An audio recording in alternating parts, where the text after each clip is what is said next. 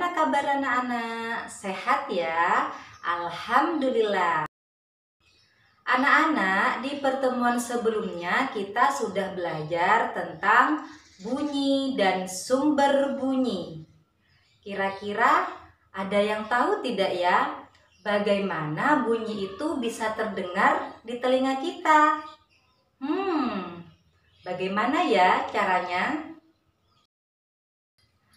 Nah, anak-anak, tahukah kalian benda apakah ini?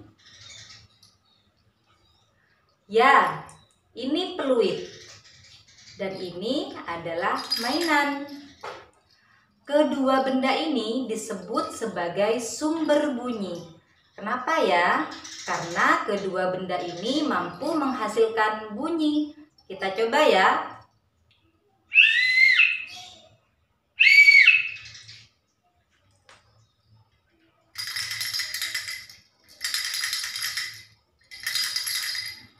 Ya, kedua benda ini sama-sama menghasilkan bunyi. Jadi, semua benda yang menghasilkan bunyi kita sebut sebagai sumber bunyi.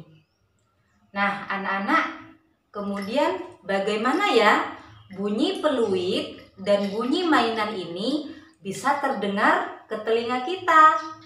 Ada yang tahu? Bunyi dapat terdengar ke telinga kita karena ada sumber bunyi merambat melalui medium perantara dan masuk ke telinga kita. Ustadzah, medium perantara itu apa sih? Nah, anak-anak, medium perantara sebagai perambatan bunyi ada 3. Yang pertama adalah benda gas. Yang kedua adalah benda padat. Dan yang ketiga adalah benda cair. Coba kalian perhatikan tadi. Saat mainannya Ustadzah goyang-goyangkan dan menghasilkan bunyi, maka bunyi tersebut memiliki sifat merambat. Merambatnya melalui apa Ustadzah? Melalui udara. Ya. Setelah melalui udara, maka akan sampai di telinga kita. Nah, udara itu adalah salah satu contoh dari benda gas. Jadi, sifat bunyi yang pertama yaitu dapat merambat melalui benda gas. Medium perambatan bunyi yang kedua adalah benda padat. Coba kalian perhatikan gambar berikut ini. Di sini ada 2 orang anak, Adi dan Ata. Adi menempelkan telinganya tepat ke permukaan meja. Sedangkan Ata di ujung meja mengetuk tangannya kepada permukaan meja. Kira-kira apa yang terjadi? Apakah Adi bisa mendengar bunyi ketukan tersebut? Jawabannya adalah ya. Jadi, bunyi ketukan Ata sebagai sumber bunyi merambat melalui meja sehingga terdengar di telinga Adi. Nah, anak-anak, meja di sini adalah salah satu contoh dari benda padat. Medium perambatan bunyi yang ketiga adalah benda cair. Coba kalian perhatikan gambar berikut ini. Di sini ada contoh kegiatan atau percobaan sederhana yang bisa membuktikan bahwa bunyi dapat merambat melalui benda cair.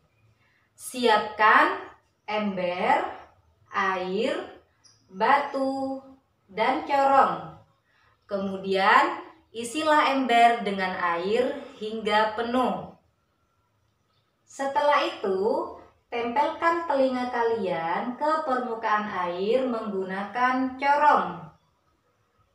Kemudian, ketuklah bagian dasar ember pada bagian luar dan dengarkan apa yang terjadi. Apakah kalian bisa mendengar bunyi ketukan tersebut dengan jelas? Ya, tentu saja.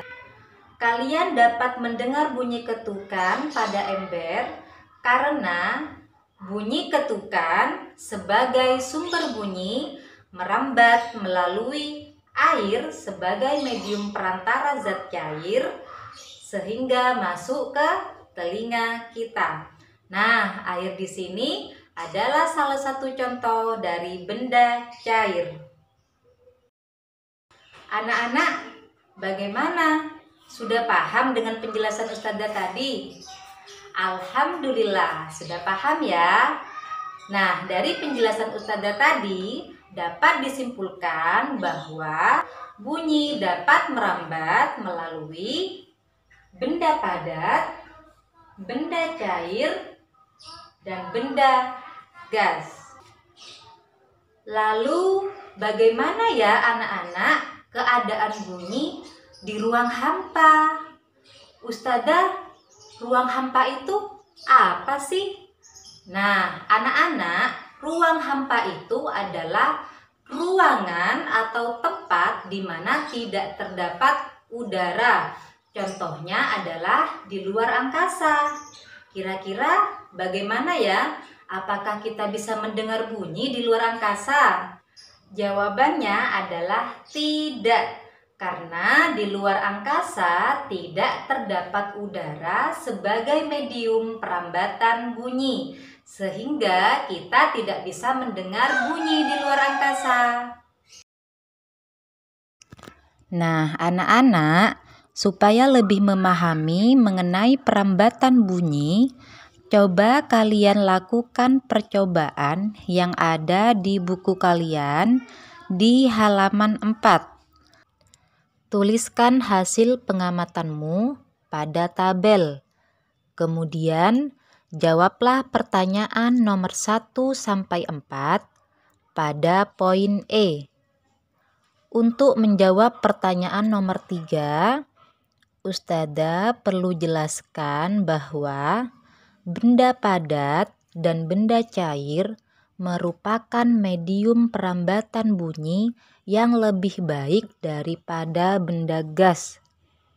Mengapa?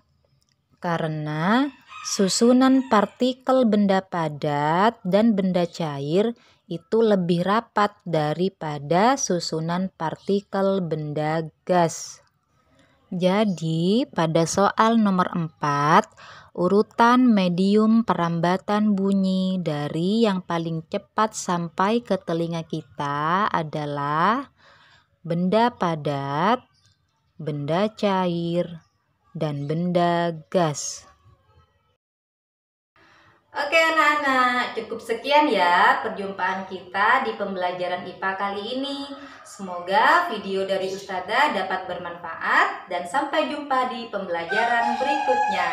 Assalamualaikum warahmatullahi wabarakatuh.